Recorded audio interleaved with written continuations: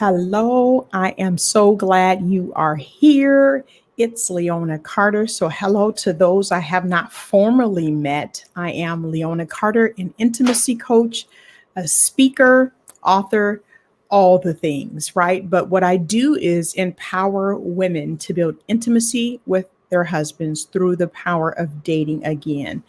And so, I'm just sharing with you, just popping on real quick. I'm doing a lot of administrative work, a lot of behind the scenes. You know how you are, for creatives will understand this.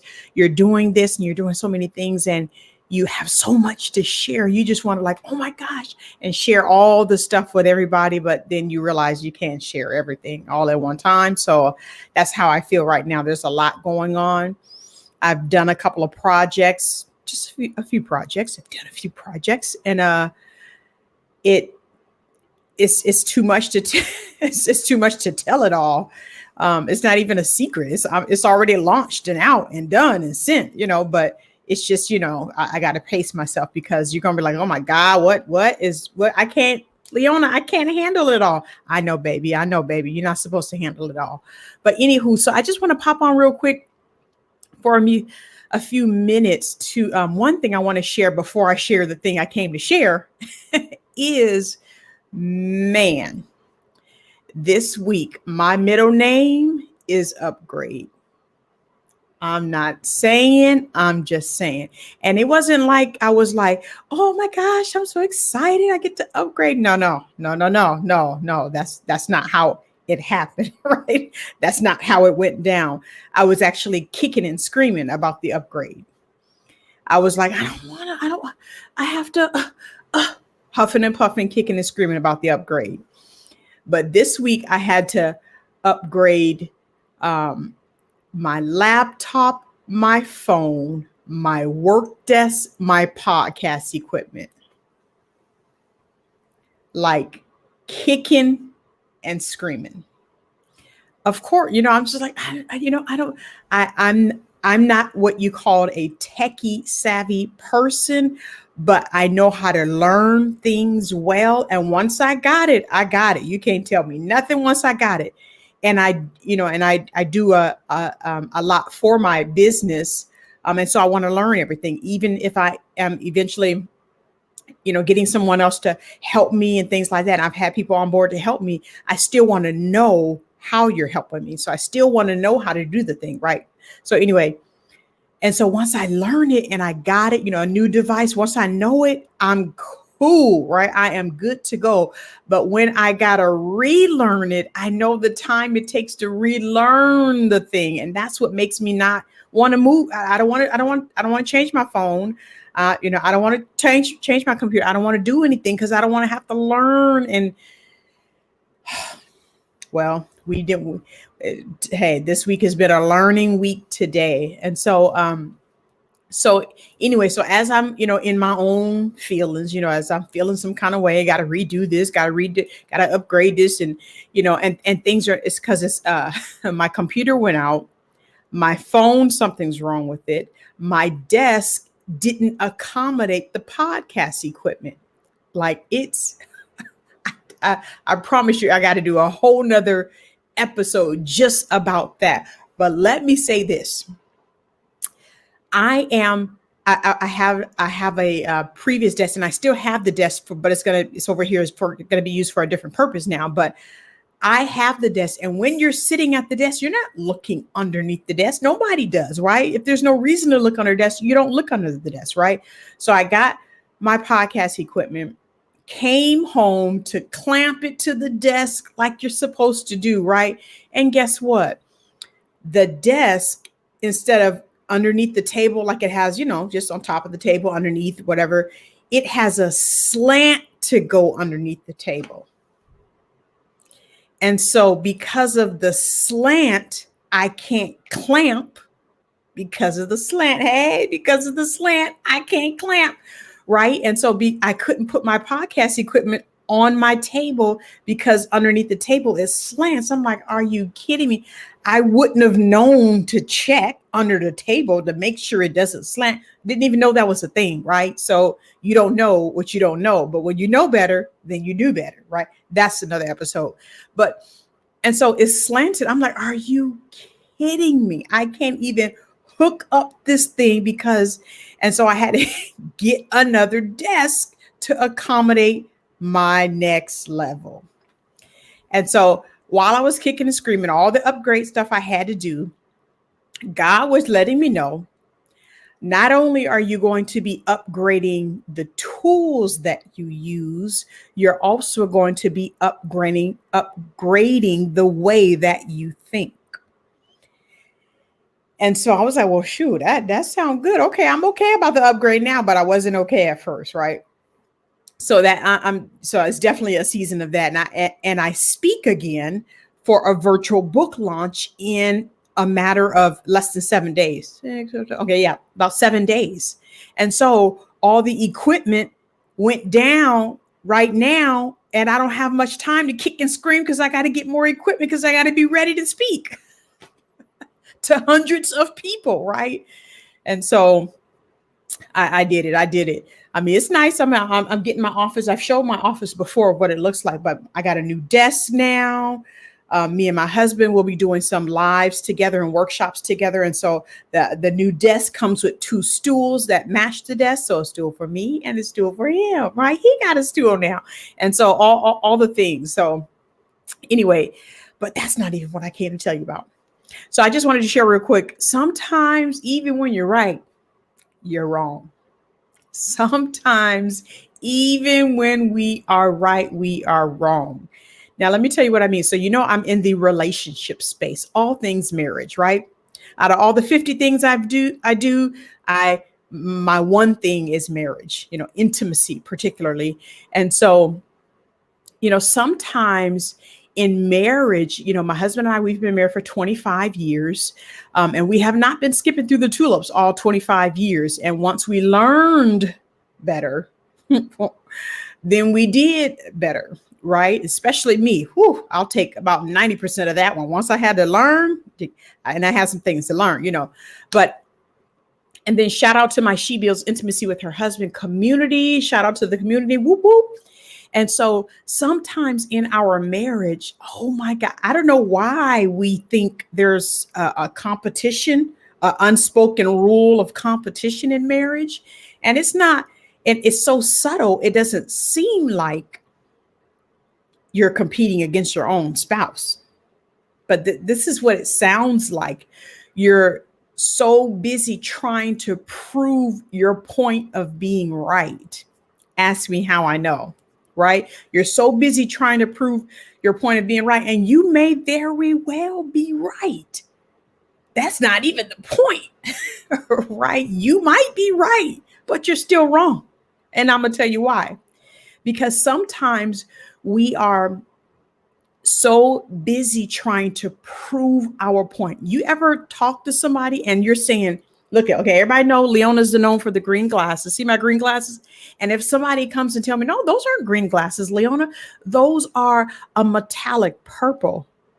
I'm gonna say, no, not my glasses. And they're gonna know, that's metallic purple. And so I'm gonna be like, I don't know where you get metallic purple from, but it is my objective to prove my point so that you can see that I see, you can see like I see. These are green glasses. These are not metallic purple. What are you talking about? No, Leona, it's just the way nope, these are metallic purple glasses.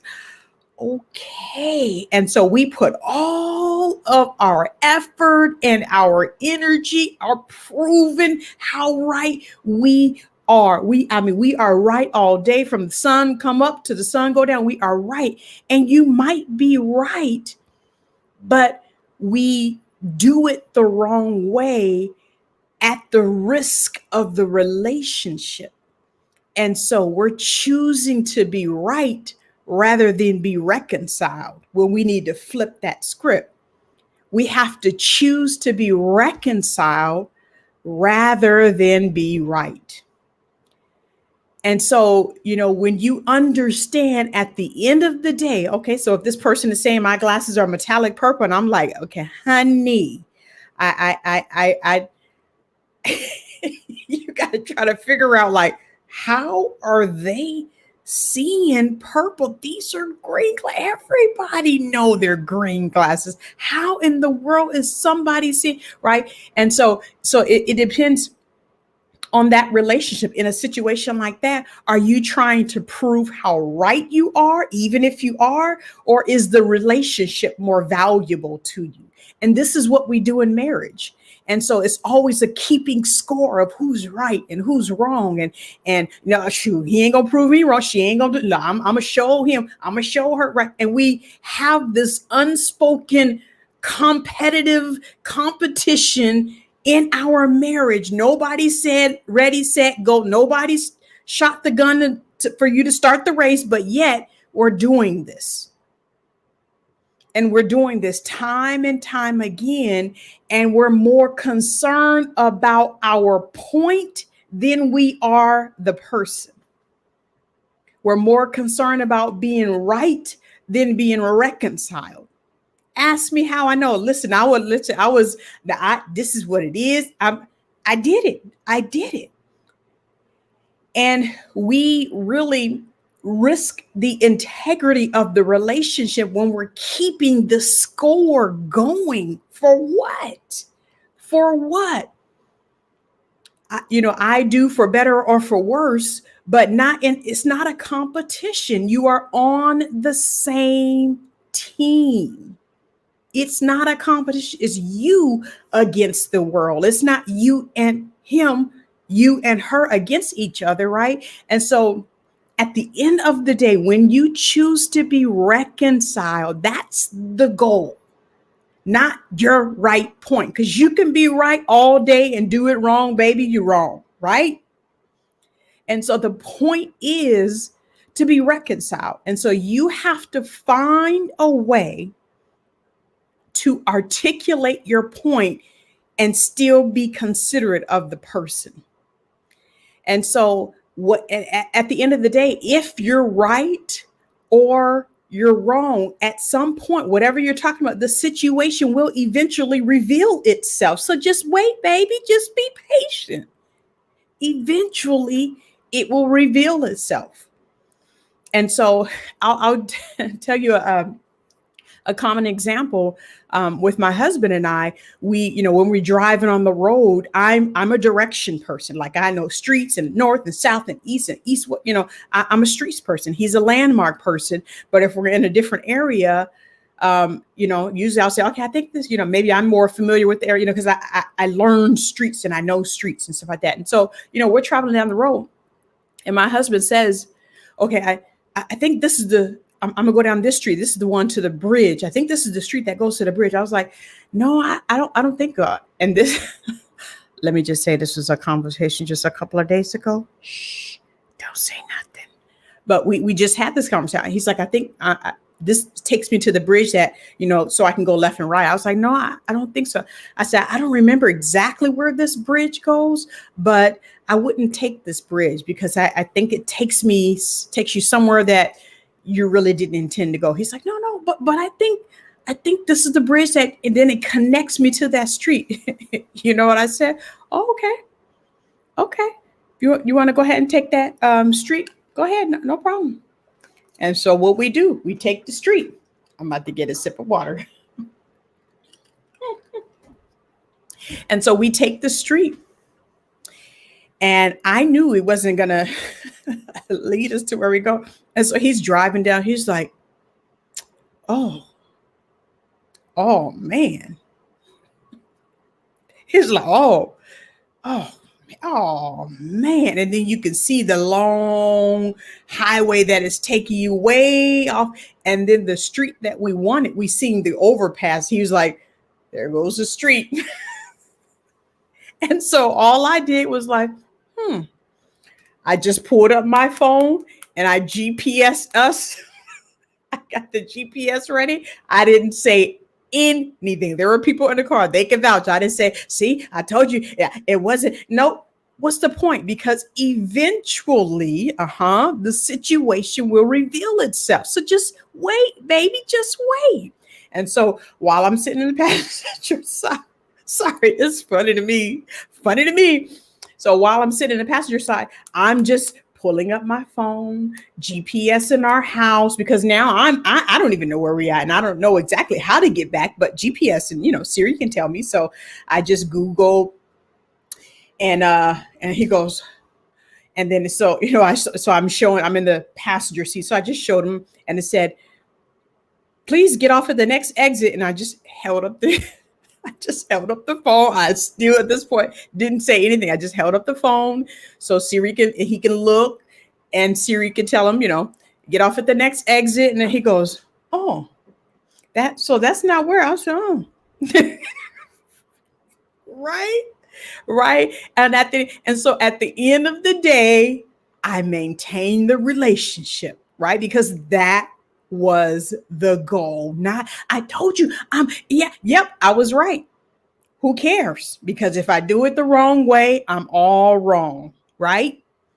And so, it's so important for us. Yeah, I mean, if you just think about the next conversation you have with your spouse, if you just think about, okay, you know what, the goal is to be reconciled, to still want to cuddle on a couch and watch a movie after we're done having this conversation, right? To still want to go, walk hand in hands and go outside for a walk, to still want to, cook together, or whatever that is, right? Because when you're so busy being right, you assassinate the character of your spouse, and they don't want to hang around with you no more. So after you're done huffing and puffing, now you're right. Then what?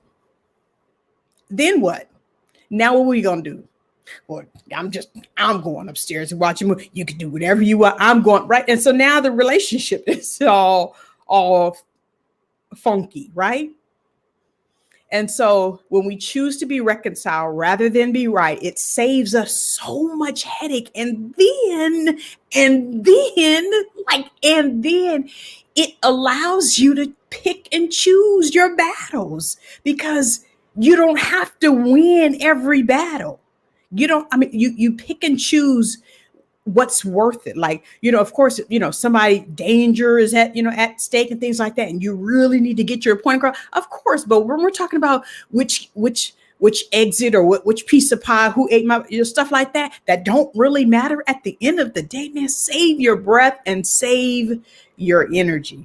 Whoo, I'm telling you.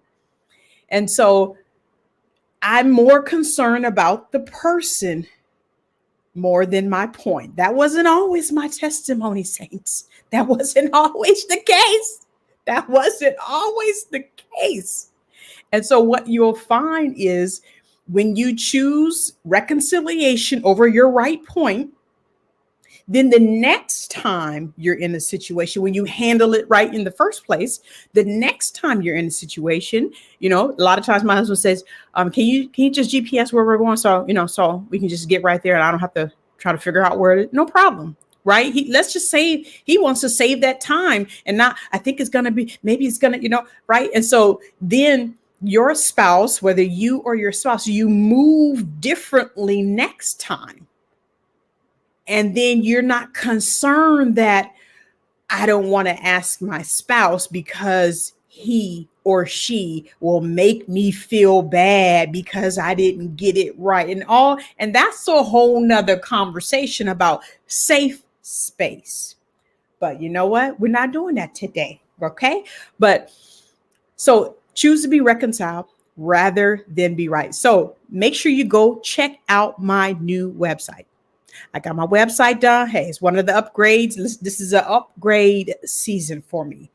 And it's an upgrade because while I stay ready, so I don't have to get ready, I'm preparing for the next thing. Ooh, did you catch that?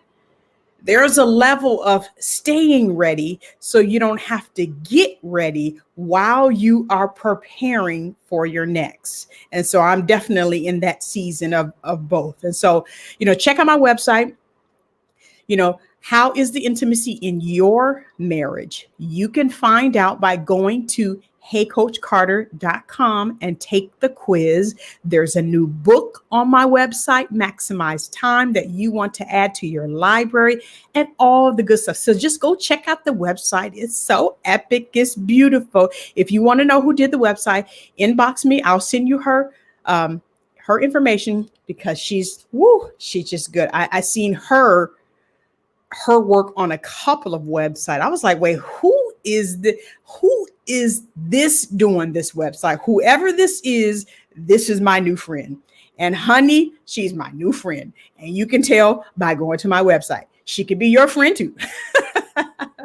All right, that is it. My name is Leona Carter. You can learn more about me at heycoachcarter.com and continue building intimacy with your husband. Bye for now.